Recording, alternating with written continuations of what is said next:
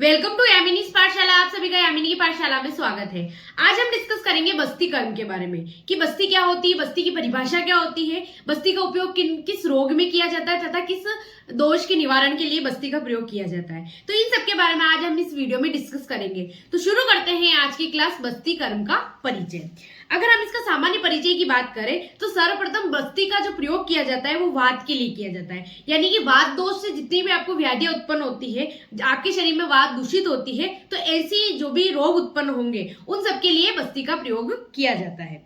पंचकर्म के समान बस्ती कर्म भी एक महत्वपूर्ण कर्म माना जाता है और वात रोगों की श्रेष्ठ चिकित्सा मानी जाती है। वात के शमन के लिए बस्ती का प्रयोग किया जाता है। ठीक है, अगर आपके शरीर में वात बढ़ गई हो, वात की अधिकता हो गई हो, तो ऐसी स्थिति में बस्ती का प्रयोग करने से वात को जो है वो हम क्या कर सकते हैं, वात को साम्य अवस्था में ला सकते हैं। अर्ध चिकित्सा अर्थात क्या होता है कि कई आचार्यों ने तो जो बस्ती है उसे अर्ध चिकित्सा माना है और कई आचार्यों ने बस्ती को संपूर्ण चिकित्सा माना है। ठीक है, अब अगर इसका प्रयोग बात करें कि इसका नाम जो इस कर्म का नाम है बस्ती क्यों पड़ा, ठीक है, इसकी उत्पत्ति कैसे हुई है, तो प्राचीन समय में बस्ती कर्म के लिए भैंस, बकरी आदि के मूत्राशय का प्रयोग किया जाता था, जिसे हम क्या कहते हैं, बस्ती कहते हैं। अर्थात इस कर्म को करने के लिए भैंस, बकरी, गाय आदि के मूत्राशय का प्रयोग किया जाता था। उस मूत्राशय के अंदर द्रव को भरकर फिर लोगों को बस्ती दी जाती थी। इस कारण इस पूरे कर्म का नाम ही बस्ती कर्म पड़ा, मतलब बस्ती का प्रयोग करने के कारण इस कर्म का नाम बस्ती पड़ा।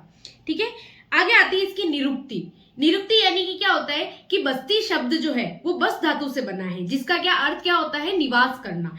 ठीक है, एक जगह निवास करना। अर्थात जब आपके शरीर में बस्ती दी जाती है तो वो आपके शरीर में क्या करती है, आपके शरीर में उसको रोक कर रखती है, जिससे आपकी वात और अन्य जो रोग होते हैं वो भी क्या हो जाते हैं, सही हो जाते हैं। ठीक है, फिर आगे आता है कि बस्ती को नाभि के अधोभाग में रहने वाले मूलाधार स्थान एवं औषध द्रव्य प्रदान करने वाले साधन के रूप में बस्ती का प्रयोग किया जाता है। यानी नाभि के नीचे वाले पार्ट में, जब आपके नाभि के नीचे वाला जितना भी अधोभाग होता है उसमें जब वात बढ़ जाती है तो उसको निकालने के लिए या वात का शमन करने के लिए बस्ती का प्रयोग किया जाता है।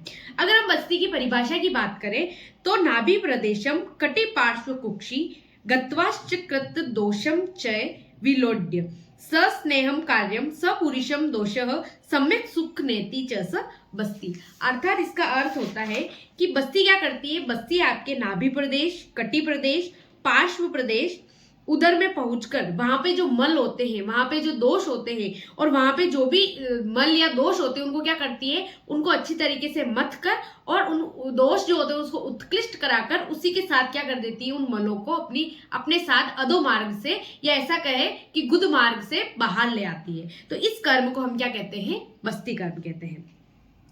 फिर आते हैं अगर हम बस्ती कर्म के गुण की बात करें कि बस्ती से हमें क्या क्या गुण प्राप्त होते हैं, ठीक है, हमें क्या क्या गुण मिलते हैं, क्या क्या हमारे शरीर में लाभ प्राप्त होते हैं।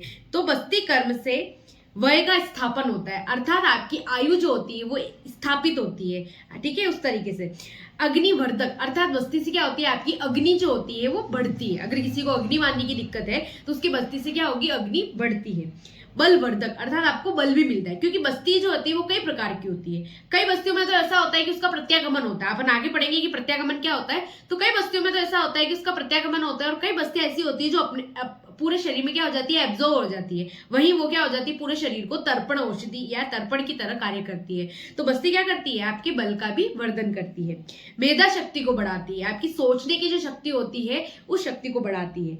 वर्ण प्रसादन यानी कि आपका कलर जो होता है, आपको ग्लो, मतलब बस्ती से आपको ग्लो मिलता है।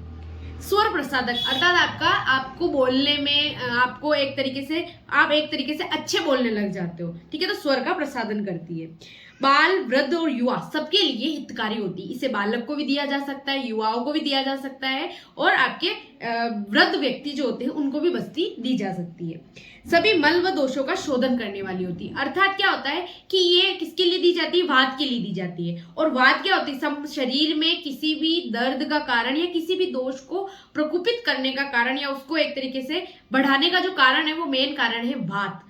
और अगर वात की आप शुद्धि कर लो या वात का शमन कर लो तो आपके संपूर्ण दोष जो होंगे वो कम हो जाएंगे या खत्म हो जाएंगे। ठीक है। तो इसलिए क्या करती है बस्ती, सभी मल और दोषों का क्या करती है, निर्हरण करती है, उनका शमन करती है। चक्षुष्य, चक्षुष्य का अर्थ होता है ये आंखों को, अर्थात आपकी आंखों की जो रोशनी है उसको बढ़ाने में मदद करती है।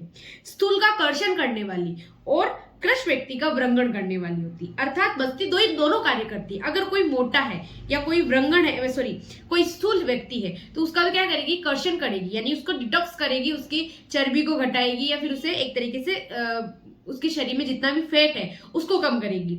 और कृष का व्रंगण करेगी, अर्थात जो दुबला पतला है उसका क्या करेगी, उसमें बल बढ़ाएगी, उसमें फैट बढ़ाएगी। ठीक है, तो जिस तरीके से आप बस्ती का प्रयोग करोगे उस तरीके से वो अपना कार्य करेगी। फिर आता है बलि पलित नाशक। ठीक है, इसी प्रकार से ये बलि पलि का भी नाश करती है। तो इस प्रकार से बस्ती के ये गुण जो है वो हमें पता चलते हैं। अब आते हैं बस्ती के योग्य एवं अयोग्य व्यक्ति, कि किस लोगों को या किस व्यक्तियों को बस्ती देनी चाहिए और किस व्यक्तियों को बस्ती नहीं देनी चाहिए।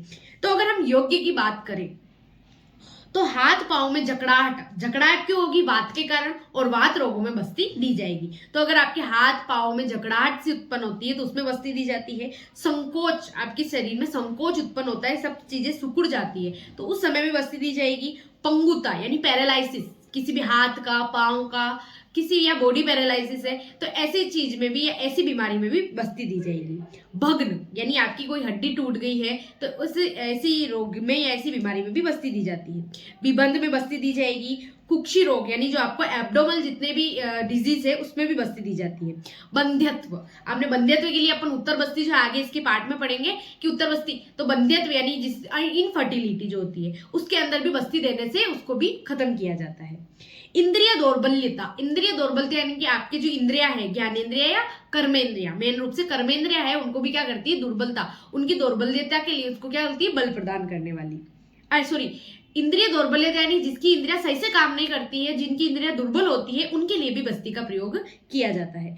पौरुष शक्ति बढ़ाने वाली, अर्थात पुरुष की जो भी शक्ति होती है उस शक्ति को, वैवाहिक शक्ति को बढ़ाने वाली, वैवाहिक को बढ़ाने वाली आपकी क्या होती है, बस्ती, इसलिए इसका बस्ती का प्रयोग किया जाता है। तो इन रोगों में ये सारे जो है वो योग्य व्यक्ति कहलाते हैं, अर्थात समस्त वात रोगों में बस्ती का प्रयोग किया जाता है। जितने भी वात से उत्पत्ति के जो रोग होते हैं उन सभी में बस्ती का प्रयोग किया जाता है।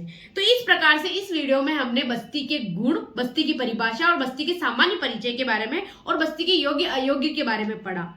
तो इसी के साथ इस वीडियो को हम यही खत्म करते हैं। मिलते हैं एक नई वीडियो के साथ, एक नई टॉपिक के साथ। आप मेरे चैनल पर नए हैं तो मेरे चैनल को सब्सक्राइब कीजिएगा। Thank you so much for watching. धन्यवाद।